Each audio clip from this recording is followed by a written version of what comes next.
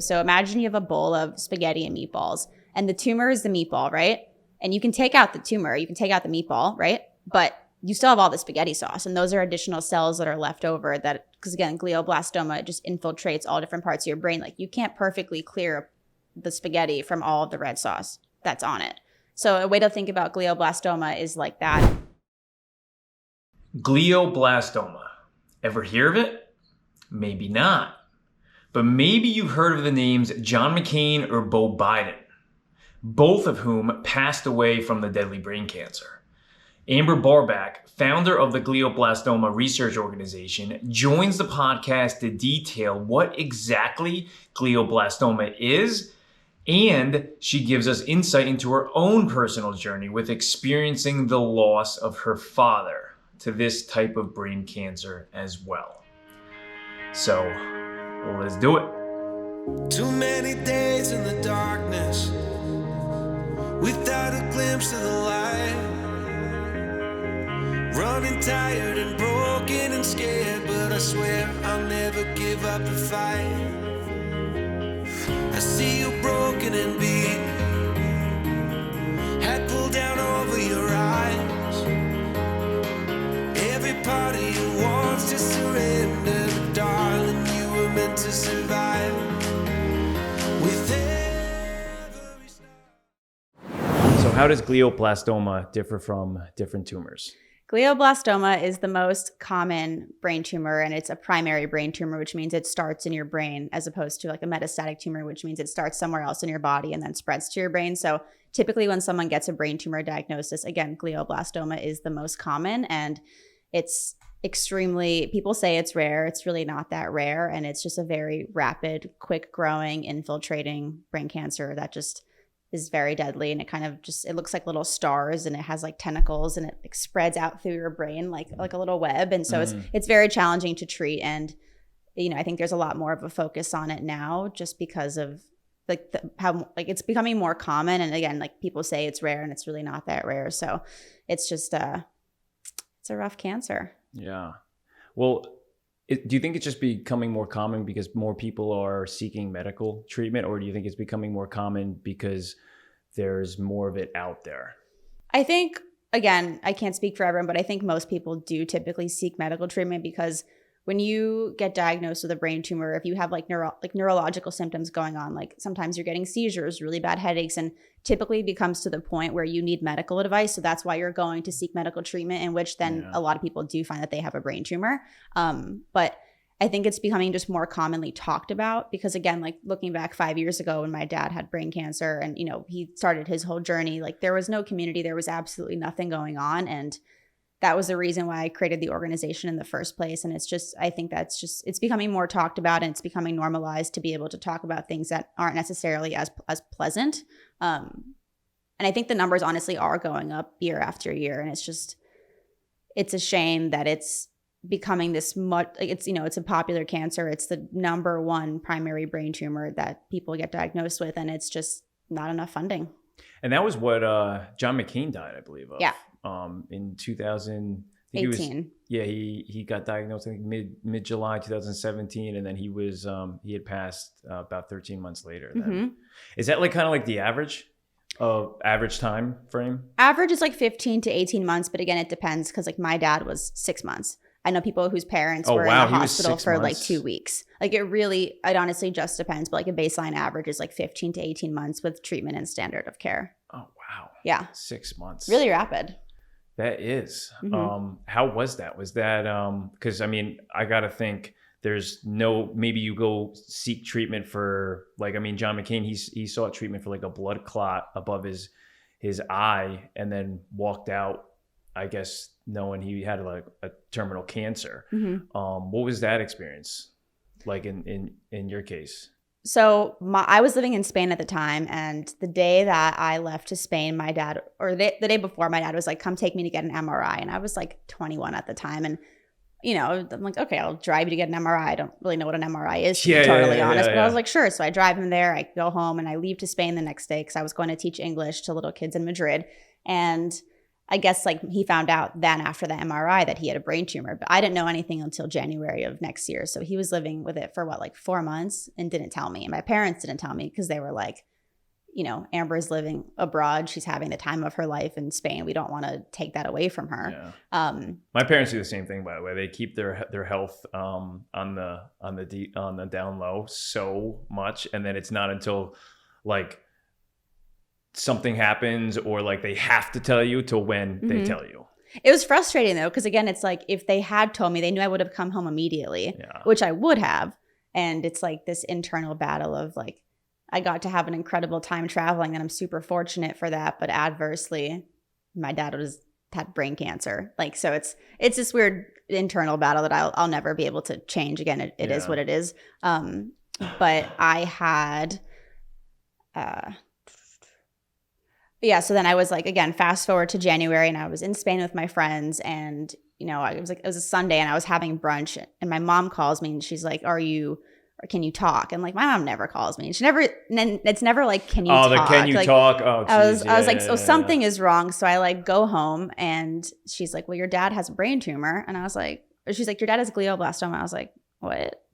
It's like, first of all, what is that? And it's like this, complete and utter shock. So I ended up flying home flew home the next day. And how much in detail did she give you over the phone? She was literally just like, your dad has glioblastoma. I think, again, she was super shocked too, because it was after his surgery that they found out once they had run like pathology on it. But I think, again, she was by herself too. So imagine in her situation where your husband and you're literally by yourself and your child is frolicking, in Europe doing, whatever it is that I was doing. And I Googled glioblastoma and it's like brain cancer and just, you don't process anything because it's just like very confusing and there's like a lot of medical terminology. And again, that's what the organization aims to do is for when someone's Googling like what is glioblastoma and what someone wants to find information on what this disease is, we try to make it, not welcoming, but as easy and as friendly as possible to understand. Exactly. Yeah. And provide a bunch of different resources and be able to share what it is in a more relatable way. Yeah, because there's not a lot of good stuff on glioblastoma when you Google it, in terms of like the dream cases of like people beating it and things like that. It's really rough. I can only imagine just Googling it on your own and kind of seeing what it's like. And then also too, at the time, you don't know it's going to be 6 months either. Mm-mm. You didn't know it was going to be that short. I'm sure you had never imagined it. I don't think, again, it says like, your prognosis is X amount of months, but like, it's terminal at some point. But again, it's also difficult to say that because there are a lot of long-term survivors. I mean, there's an ambassador for our organization. His name's David, and he's, I believe, like 20 years out, and he's absolutely thriving. And, we've had a lot of people on the podcast, like 4 years out, 10 years out, 15 years out. So it really just depends. And I think it just depends on the kind of treatment that people get, plus their genetic makeup. So I think it's a very tricky disease, and that's why we need to be funding more research to actually figure out like what is the cause and how do you fix it. Yeah, I don't know if you ever heard of the case for Jeremy Paterno. No. He, back in January of 2020, went to the doctor because he was driving his daughter someplace, and he ended up trying to put like his car key and start the car, and like it's almost like his motor skills were off. It took him like a bunch of times to like get the key in, and a lot of that started happening over the course of the next couple of days. So one of his friends told him to go see his physician, and he went to see the physician, and the following Tuesday he was undergoing brain surgery. Mm-hmm. It was that quick, which is insane to think about. That like you wake up, a little small symptoms like that, but concerning because obviously your body, and like when you're in your 40s, you can definitely put your key in your car. And he undergoes brain surgery, and he at the Mayo Clinic, where John MCain actually did some of his treatments, and he ended up passing away about 2 years later, February of 2022. So this is just kind of like about a year or so, or a little bit over a year or so ago. Mm-hmm. But his story was compelling because he actually like recorded his whole treatments, and we got like a really good insight of how the patient care was, how he basically was discussing his treatments and what he was going through emotionally from speaking. I mean, and actually referring to his past life and then his current life, his past life before the diagnosis and the treatments, and now what he's going through now, because he knew that it was terminal. He doesn't know when, but he was kind of like, what I found really empowering behind how he was discussing his experience was that he kind of like, to me, came off as like kind of surrendering to what was occurring to him and kind of trying to find like a new appreciation on life. And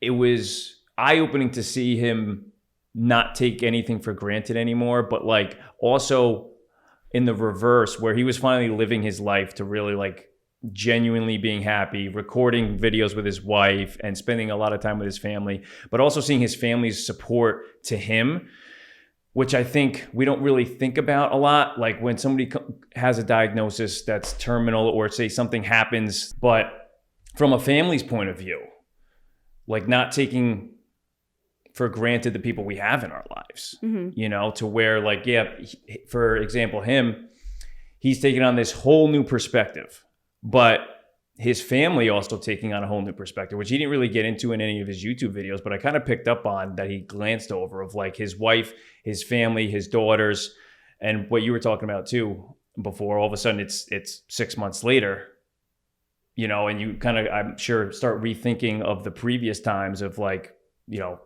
times you spent with that person, or more time that you wish you would have maybe had. And from him and his family, like his, I know in your podcast you had discussed having more pictures with your father, which was like kind of like personalizing it. And I could really feel what you were referring to there, because like there's times even with friends and family that I have where it's like the person's birthday and you look at your photos and you're like, wow, I only have like the same 2 photos. It's interesting because on the podcast, and I think a lot of different guests that have come on, and I've sort of said this in relation to when different guests have come on, but I'm always extremely humbled by the different interviews that I do, because I tend to get stressed out by very minuscule things that are so unimportant that is literally a waste of mental energy. And every single time you talk to someone that's a long-term survivor with brain cancer, or someone that's had a significant caregiving story, or even these like medical advisors and researchers, it truly makes you realize how unimportant so many things are, and that like truthfully just like being grateful and being able to be present and like be with the people that you care about is so important. And it's just like a constant reminder, which I am super, again, fortunate for, that I get to be able to have that platform to be able to connect with these amazing people. It's just a constant reminder that life is very precious. And again, I think it's also challenging because life is finite at the end of the day. And that's something that I kind of had to come to terms with. And unfortunately, like a glioblastoma diagnosis in the rule, I'd say the rule, not the exception, is that it speeds up that, that timeline for you. And it's just a constant reminder that you really just need to be present and be like happy with what you're doing and be around people that like love you and care about you, because life is so short. Yeah, I've developed from doing the podcast and speaking with people who run nonprofits and have had like experiences like you, and then all of a sudden like change your life around, I'm sure, because now you do this rather than you're not in Spain anymore teaching kids. In your case, I would love to know, like, you hear about the diagnosis, you come back to the United States. Are you like, how does that throw your life around? Because a lot of times people just look at, obviously the person who has the illness, but like from a family's point of view, like it's almost just as hard. There's a famous saying in the Marines that the toughest job in the Marine Corps is the wife of a Marine, because people don't really think about really what the experiences that they go through, and then them having to move on past what eventually happens. It's interesting because I think I have a different scenario than most people probably. And again, when I was living in Spain, it was truthfully just like a gap year post-university. I never had like a study abroad experience. I had been working since day one of high school. My parents were like, if you want to do anything with yourself, like you need to work, you have to pay for it. Like you're 15 years old, like you're an adult now. I was like, okay, guys, like 15, they threw you to the wolves? Yeah, no, they were like, you're going to work at a frozen yogurt shop. Like you're doing anything. Like they're like, we're not. And so when I went to Spain, it was just like this gap year post college where I wanted to travel. I wanted to feel like, be a kid for all intents and purposes. And then I ended up coming home because of my dad, but I wasn't in this place like where I had a very stable career. I was just traveling. And so it was a very, not a good time for him to get brain cancer, but it derailed my like personal life and my family life. But I wasn't, working a 9 to 5 at this like corporation where I was trying to go a corporate ladder. I wasn't like in law school. Like I had a very flexible schedule. So being able to be home with my mom and kind of like be a caregiver for him and support him, I was really fortunate to have that flexibility in my life at the time. That is nice to be able to come home and just be a part of all that, because there's so many unknowns. Because I think like right now, okay, it was 6 months, you said? Yeah. But you don't know at the time that it's just going to be 6 months. So like there's so many unknowns at that point where you've got to be feeling, I mean, what are some symptoms that you remember feeling during those 6 months that could kind of like put people there with you? Because what time of year was it again? It was I moved home in January and he passed away in April. So it was very quick. I mean, again, like if you talk to any person that's a caregiver, especially I think typically for someone that has a rapidly progressing terminal illness, you kind of just black out. I mean, you wake up every day and it's just like you're living your absolute worst nightmare and you have to still go on with your life. And again, I'm sure it's much harder for someone that's like working a 9 to 5, that's like supporting a family. I mean, there's caregivers all over the world in every facet of life. Well, that's why there's nonprofits like you to come in and help. We're working on it. Yeah. And so, it's not easy. And it's thankfully, again, like my mom, she only worked in the mornings and I had a full day of flexibility. So like I would take like the morning shift with my dad. So from like 7 a.m. to like 3 p.m. I'd be home with him. And then my mom would come home and I got the opportunity to like go out with my friends and still try to be somewhat of a 21-year-old and do my own thing. But it's still challenging because you're like smiling and like you're out with your friends and inside your head, you're like my parents, like literally like dying in bed. So it's a weird thought for sure. But it's also, you have to like, I think, prioritize yourself as well. And again, as challenging as it was, like I didn't want to like lose myself. And so I still wanted, again, to like have things that I like to do, like go out with friends, like take my dog for walks, like go out to the beach, like restaurants, whatever it is I wanted to do. I ended up going to New York for a couple of days to visit friends. I went to LA twice for like, 2 or 3 days for like a weekend. But yeah, it's a lot. But you go closer to your family, I'm sure, You do. I wish it was under other circumstances. Yeah, but that's usually when people grow closer is during those, in times of real toughness. I mean, if I think of a lot of times, like where did I connect with family the most? It was under like the highest levels of duress with family members, where you really realize like, who's there, why are they there?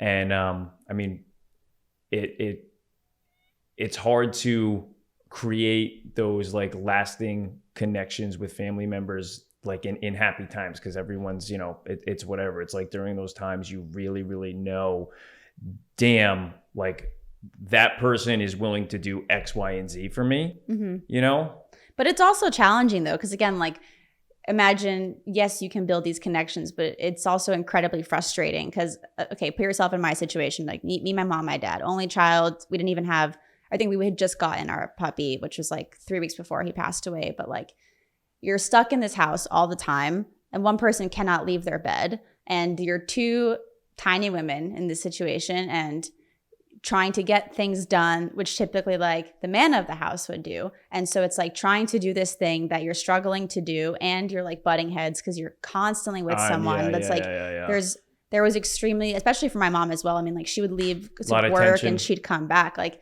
thankfully I had the afternoons to like decompress with my friends, but she was out working all morning and I don't think she even took any time for herself. And so as like good as it is to be able to like build these connections and to realize like how strong people are and that you can support each other. Like it's also really stressful. Like my mom and I would argue all the time. My dad at one point, he was like, if you guys keep arguing, I'm jumping off the balcony. He didn't do that, but like it's hard. It's very frustrating and love my family to death. They're great, but it's a lot. But that's the thing. I mean, like your mom, for example, I mean, going to work to then come home and probably do a harder job. Yeah. You know, day in and day out. I mean, shout out Mama Barbach, right? Seriously, yeah. She had the brunt of it. Like, again, he got diagnosed in September and I was gone. Like, so from September to January, end of January, she was by herself dealing with all of this and she didn't tell me about it. Yeah, but I think that's you know, I think that's kind of something like your mom and your dad might have like developed a really, really special bond for those couple of months through the holidays with each other, just because they're the only ones that truly know. Mm-hmm. You know, and I think that's kind of like, I think that's really, really special and kind of like its own like little love story in and of itself, you know, especially through the holidays. And then I mean, can you imagine the constant conversations that they had and what that entailed of how to tell you, when to tell you, things like we don't think about. Mm-hmm. And the timing too, and the holidays, and how do we deal with the holidays, and how do we hide our emotions when they do speak with you? I mean, I think that's really just so amazing to them as a couple in and of itself. Yeah, I mean, I can't imagine that. And I think she was also, you know, partially frustrated because, again, it's you have one child and you can't tell your child. I don't know if my grandparents knew. I feel like they probably did. There's no way they couldn't have known. I don't know. I probably should ask my mom. I never asked her that question. But again, it's like, I think it got to a point where I believe a week before his surgery, I had FaceTimed him and like he wouldn't answer FaceTime. Because I think, you know, you take steroids to help combat swelling in your brain. And I think it makes your face like very swollen because your body retains water. And I FaceTimed him. He didn't answer. And I was like, why aren't you FaceTiming me? Like, what's up? Like, hello. And he's like, oh, I can't talk right now. And then eventually, like, I call him 6 times. I'm just like, FaceTime me. Like, you know, like for no other reason than just being like, why aren't you answering the phone? And he answered and his face was like super swollen. And I was like, okay, something's off. And I was like, what's up with your face? And he's like, I had an allergic reaction. And like this man ate 5 different, like his diet consisted of 5 different foods. I was like, you're not allergic to the 5 things that you eat. Like, come on, dude. Yeah. And he's like, yeah, I got allergic reaction to salmon. I was like, no, you've been eating this for like the last, like my entire existence. So I call my mom and I'm like, what's up with dad? And she's like, I think we put too much salt on something. I was just like, you guys are obviously lying to me. That was a weaker excuse though. Yeah, I was like, that's ridiculous. Salt? And so I knew something was wrong. And honestly, I would like take the bus in school or like to go to the school that I was teaching at, which was like an hour bus ride. And I would listen to like these 2 songs on my playlist. And I would always have these like visions that my dad was sick. I don't even know how to explain it. I would like look out the window and like feel like I would have to fly home eventually because like something was wrong with my dad. Little do you know, like 3 weeks later, the whole thing happened. Crazy. That is. Yeah, wild. Yeah. Father-daughter connection. It's a thing. No, yeah. No, you're not kidding. And did you ever end up going back to Spain or no? I went back to Spain a month later because I had I had to move home overnight and I had bought a bunch of stuff while I was there. So I couldn't fit it all into my bags that I had moved there with. So I ended up going to Spain for like the weekend to pack up my stuff. I went to like all my favorite restaurants and then I hadn't gone back. And then actually like a year and a half later, I was seeing someone that was living in Spain. So I kind of felt like I had to do this, like my last hurrah of Spain, like finish out my time there. So I spent 3 months there over the summer, like a year and a half later. So that was nice. Yeah. And then you move back here and you start the nonprofit started 5 months after my dad passed away. 5 months? Yeah. Okay. Founded it October 2018. You weren't fucking around. You just got right into it. Like, good for you. Go. Yeah, I didn't know what to do. And so I Googled, I actually reached out to a few nonprofits and I was like, can I work for you? Can I volunteer? Can I do literally anything? No one answered me. I was like, really? Yeah, surprisingly. I was like, let me like do stuff for you for free. And there was 2 organizations at the time. They didn't answer me. I was like, okay, well, I'll just start my own. I like literally went to like incorporate.com. Like I didn't know what I was doing. And just like, it's like incorporate.com. You pay like $200 and you like register an organization. And so, 5 years later, here we are. Awesome. Yeah. Good for you. I fucking love that. Thanks. Yeah, no, it's been fun. It's been a really rewarding experience. What's been the most challenging about it? Starting a nonprofit. Yeah. The whole thing. Yeah. Again, it's just a lot of nonprofit CEOs and presidents, they typically tend to be older and they have a lot of experience in nonprofit management and just significant amount of like, more life experience in the corporate realm. And I was just like, my background's marketing, partnerships, advertising, event planning. I was like, let's do a nonprofit, make it, relatable for people my age. And so there wasn't this like rule book to follow. So I think every day was a learning experience. It still is. I learn something new every single day. Yeah. And so I think that an experience, it's challenging, but it's like a fun challenge to be able to just do all this, do whatever, to do any idea that comes to our mind. And like the team's growing a lot, and just to have a really great collaborative group of people that want to work together to elevate the cause. Yeah, live and breathe it. I mean, gosh, the work you do. And I mean, can you tell us a little bit about some of your everydays? Oof. No day is the same. Like absolutely none. A lot of what we're doing is, we partner with other organizations. We like to grant match each other. So we don't believe in silos, and we really like to work with other nonprofit organizations. Okay.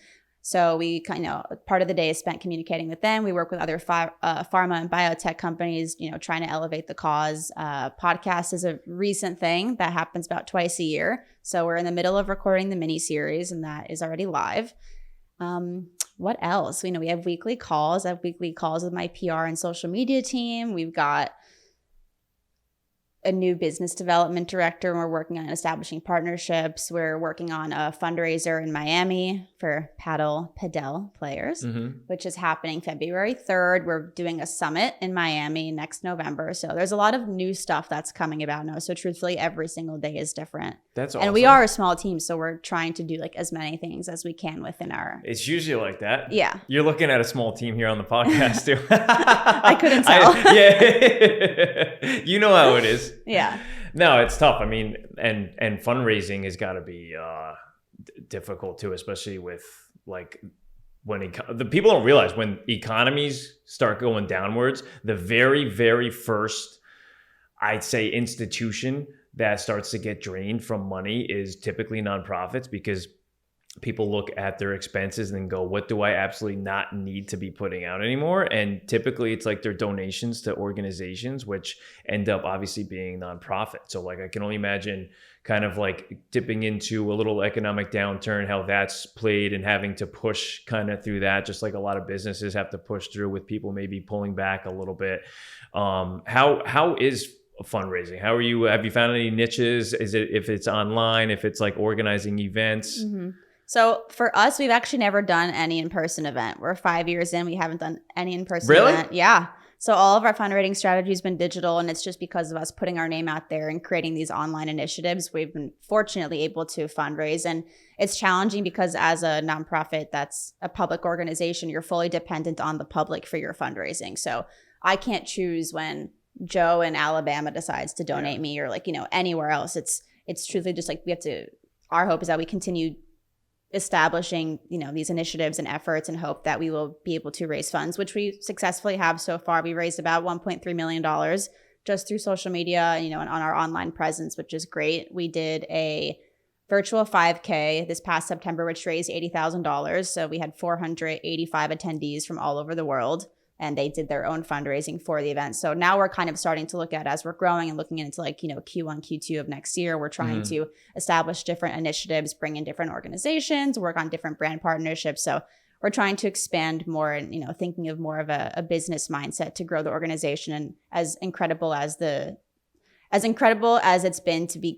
get all of the donor funds that are just, again, publicly crowdfunded, we're trying to be able to create more streams of donations to be able to continue operating and to continue growing.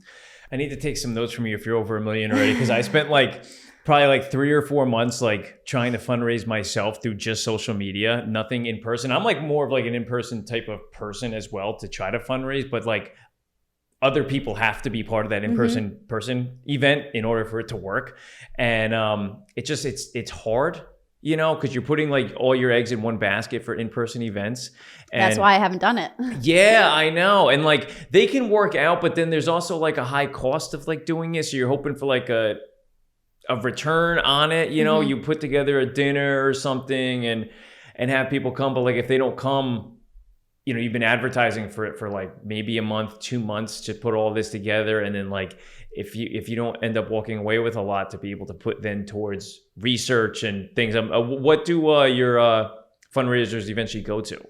The fundraisers go to the organization, and the organization's mission is to raise awareness and funds for glioblastoma. So in that, the mission is 2 parts. One is the raising awareness, which is creating community initiatives like the podcast and being able to create these different resources for anyone that comes to the organization to find out more information about glioblastoma and to get support.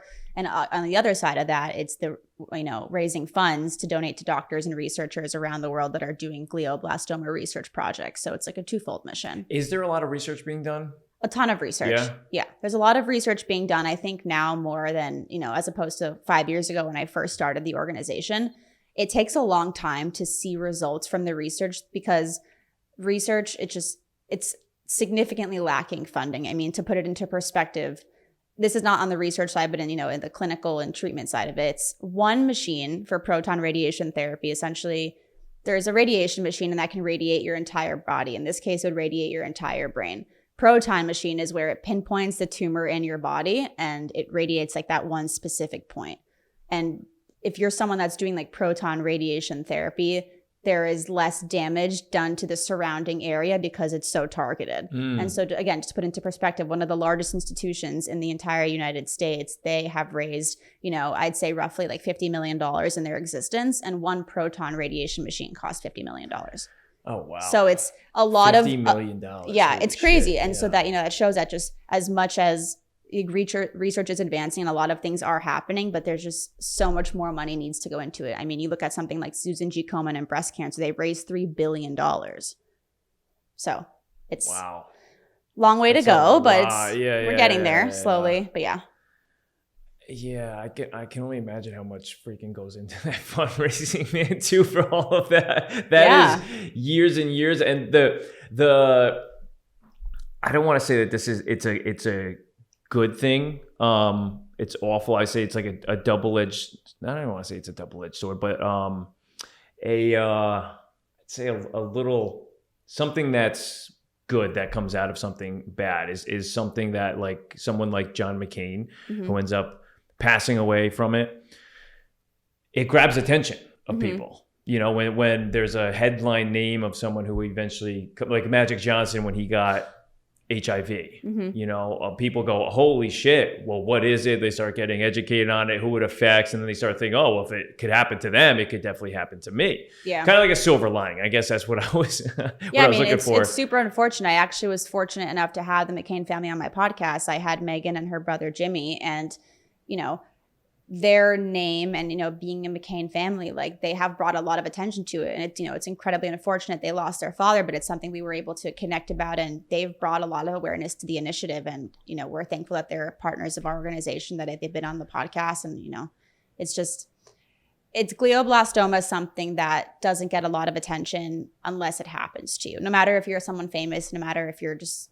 someone anywhere in the world, it's, unless you get affected by it, or unless, someone like me, where you're following my Instagram page and you see me posting about it 24/7, like odds are you're not learning about what glioblastoma is unless there's a direct correlation in your life. And so that's what we're doing through the organization to try to change that, because it can literally happen to anyone. Doesn't matter, doesn't matter your age, where you're from, your race, ethnicity, like it literally does not matter. It can just happen. And that's why there needs more research. We need more research to be able to figure out what's actually going on and why is it being caused, and again, like how do we fix it? So yeah. I feel like most people, even like John McCain, I mean, Beau Biden, Joe Biden's son, this is what he passed away from too. A lot of people just, cancer, they put it in this like humongous bubble when there's so much more specifically to all of these different types.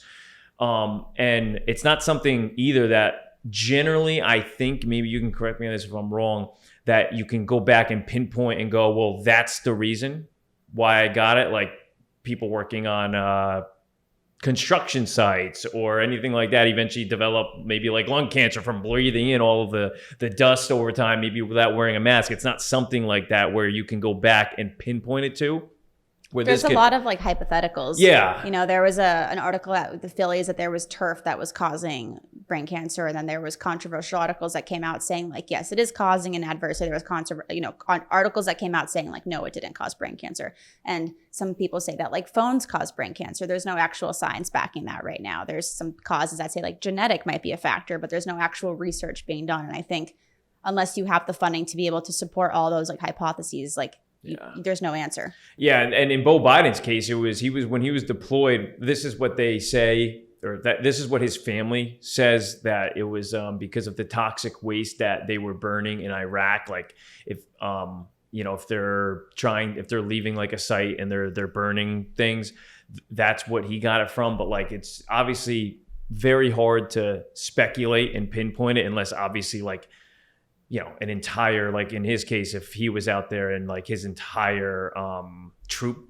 got it, then you could be like, oh, well, then obviously something happened. But even then, it's hard to really say exactly. Truthfully is just dependent, I think, on every person's situation. But what we're doing here at the organization is to try to share that glioblastoma is brain cancer and it is important. It needs funding. It can happen to anyone, and just try to be as broad as possible to encourage people that donating is important because it can happen to absolutely anyone. And that's why you should care about it.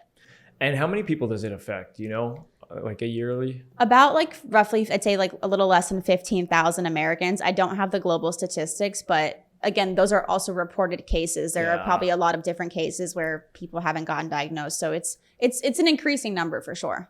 A ton of cases. And I mean, especially if you think back to like probably like pre like 50s or 60s, how many people have had it like completely undiagnosed who had passed from it that like we don't even know like that's what they passed from, because it definitely didn't just like all of a sudden was born in the last like 20 years. We just started, I guess, because of medical advances, being able to track it more and put it out there more. But you also have to think about like different circumstances. Imagine you're someone like that goes to a community hospital in the middle of, I don't know, I'm looking at your map, like in the middle of Utah, right? That's not a cancer center. It's just your local hospital that maybe not be in the best area, that doesn't have like a proper staff to diagnose. And they can say like, okay, you have a brain tumor. Again, if you're not going to a proper institution, there's no way to guarantee that they're doing all the proper testing, all the proper pathology, like biopsies and surgeries. So there's also, I'm sure, in my opinion, probably a large percentage of people that aren't being diagnosed with glioblastoma. So like, that just makes the number higher as well, because you can't guarantee that every single doctor around the entire world, I mean, imagine in third world countries, like we don't know how they're operating. We don't know if every single case is recorded. So, I mean, what we do at the organization is like, we really pride ourselves on having a global digital community. So we have people, again, like in this past 5K, we had people participating from 15 different countries. And if you look at our podcast statistics, like it's downloaded in 68 countries. I mean, we have a significant global reach, and that's what we try to do, is not, just confine ourselves to North America. We really do want to be able to be a resource and provide information to people all over the world. And we get a lot of emails that come in of, I'm in Australia, I'm in the UK, I'm in Italy, like where can I go for resources? And that's something that we're still working on developing, but we're really proud to be part of something called the IBTA, which is the International Brain Tumor Alliance. And it has organization leaders from patient advocacy organizations all over the world. I'm not exactly on the number, but it's a significant amount. And, there's one meeting every year where all these leaders come together and we all work to create awareness and create initiatives, and just to be able to talk about like, what is that we're doing, how we're working to advance, again, awareness in our different countries, how we're working to provide support to patients and caregivers. So it really is a collaborative effort. And I think that is a organization that is spearheading a lot of this global collaboration. So we're just really thankful to be a part of it. And again, it's just what we do is not confined to one place. Is we just want to be able to provide information to people all over the world. And that's why I'm really thankful that we've been able to grow our digital presence. We've focused our organization on digital platforms just because most people have access to the internet. So we're really thankful to be able to be a resource for people just everywhere. Is that the coolest thing too, when you see like podcast statistics and just see like where people are listening from and you're like, what? Like, yeah, what? It's awesome. It's the coolest thing ever. I mean, again, I started the organization and this just to put into perspective, like I thought maybe I would raise like $2,000 one day, and we've raised now like 1.2 million, like beyond my wildest dreams, right? Like it's incredible to see the impact that we've been able to have and the support we've been able to provide. But alongside that, for the podcast as well, I started the podcast for fun and I wanted to create an additional resource, but I had no expectation of what it was going to turn into. And now we have, again, like 40,000 downloads, downloaded in 68 countries. Like, it's crazy. Yeah. Which is, it's awesome. And I'm really happy people get to find comfort and use it as a resource for whatever it is that they're going through. So hypothetical for you, if you were to get like, say like $500 million like tonight for it's my favorite everything, question. yes, ever. What would like the next like 6 months look like for you? Building a cancer center. I would like to build like a very large brain tumor institution that is focused on glioblastoma and employed, surgeons. And I want it to be like a one building that you can have like surgery, medical providers, like radiation, proton radiation machine. I want it to have literally everything and have people be able to have comprehensive care, community support. Like that's what I'd probably do with $500 million. And of course, continue growing the organization and the initiatives. But that's, I'd say, the first investment that we would do. Okay. And that's what, is it 50 million per machine? I'm awful at math. You only need one machine, only one. Oh, duh, because Just of the, you could have like a assembly line of people going through that then with just one. Yeah. Well, I mean, again, think of if you go to any emergency room, I mean, how many MRI machines do they have? They probably have like one or two. Yeah. So that's like a one time. Have people fly in for it. That would be cool. Yeah. Have your own center there. Yeah. Kind of like the American Children's Hospital, but like specifically. Well, there's actually for brain an cancer. institution in Phoenix called the Ivy Brain Tumor Center, and I interviewed Catherine Ivy. She founded the organization. She has it's called the Ivy Brain Tumor Foundation, and they have the Ivy Brain Tumor Center, and they're essentially another great organization, and they raise awareness and funds for brain cancer. And it was founded by her and her now late husband, and she's a huge inspiration to me. I mean, she built a brain tumor center. Like I want to be like her, and she's awesome. She's an incredible woman, and I was thankful enough to be able to interview her on the podcast this past season. But that's definitely like an inspiration and a direction I would like to go in at some point. And that is obviously your mega goal. Yeah. For the mega goal is to find a cure for brain cancer, but like in facilitating that, we'd like to have our own institution where we can have cutting edge research being done and surgery and new developments and. What is can you bring us up to speed on like where is the current research at with possibly finding a cure or elongating the treatments and survival? That's a tricky question. So the standard of care is chemo and radiation, and people typically do it in combination with each other. But there's also different clinical trials, and there's hundreds of companies that conduct these different clinical trials, and there are different criterias for each trial. So not everyone gets the opportunity. Some are for recurrent, which means your cancer came back. And some are, firstly, newly diagnosed, which is, it's your first time discovering you have a brain tumor and you want to enter into a clinical trial. There are a lot of different companies and, biotech and pharma that are getting approval to go into these different phases of trials. And some are working on like FDA approval. So there's just so much happening, but it really is just, there are a lot of different companies in phase 1, phase 2, and phase 3 right now. And these approvals take very long time. So it's kind of like there's stuff happening, but I truly don't know like the trajectory of when a result's actually going to happen. But stuff is like a lot of stuff is in the works and a lot's being done in the field. It's just we don't have an answer yet. Because I think a lot of people think like, oh, like especially tumor wise, well, can't you just like do surgery and take it out? Like, I feel like that's like most people's like initial, because we're so freaking privileged medically in America where like the things that doctors can do, people like take for such for granted that they think things are so easy when they are so much more complex than just like going in and removing something. Like it's, hard to come up with a metaphor on that, but it's so much more complex, and I think that's typically what people think of a tumor as like something like you're digging for gold. You know what I'm saying? Like as soon as you get it, you take it out. It's not like a claw machine. Yeah. So glioblastoma in particular, a doctor. His name's Randy D'Amico. He works at Lenox Hill. He was on the podcast this past season. He's great. He essentially gave me this analogy, which can probably help put it into perspective. So imagine you have a bowl of spaghetti and meatballs, and the tumor is the meatball, right? And you can take out the tumor, you can take out the meatball, right? But you still have all the spaghetti sauce, and those are additional cells that are left over because again, glioblastoma, it just infiltrates all different parts of your brain. Like you can't perfectly clear the spaghetti from all of the red sauce that's on it.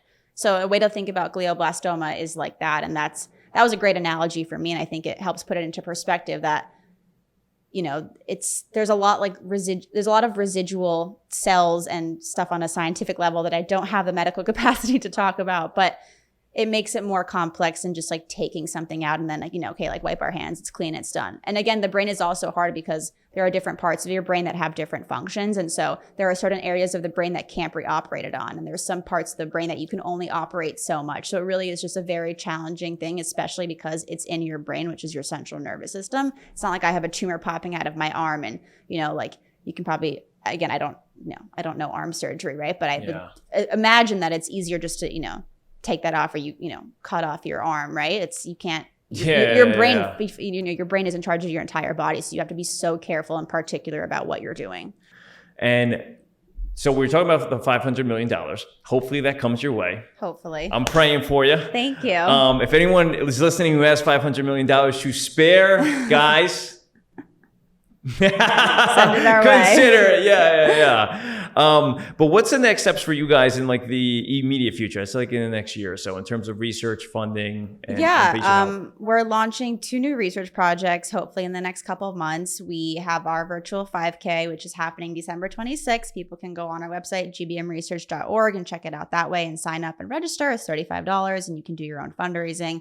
We have a paddle tournament happening in Miami on February 3rd at Reserve. So tickets will be on sale in the next, probably about the time that this podcast comes out. So it should be open on our website as well.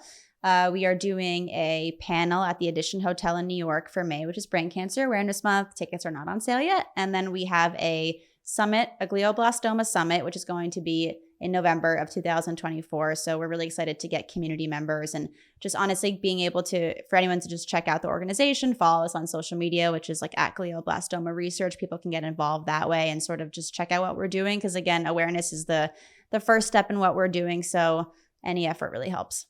So thankful that there's actually, there's people out there like you that see something, have experienced it, and then drop everything to literally try to keep other people from experiencing that same experience.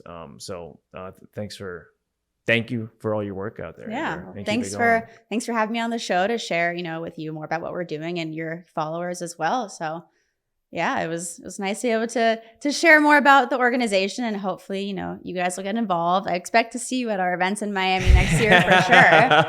Yeah, it was great to come on the show and sort of just share what we're and we'll touch base and see how much if somebody actually listened and gave that $500 million, and B, we'll touch base at a fundraiser, see how you're doing, and then we'll reconnect next year sometime or something and see how many people you've helped, and we'll see you down the road then. Sounds good. Thanks for having me.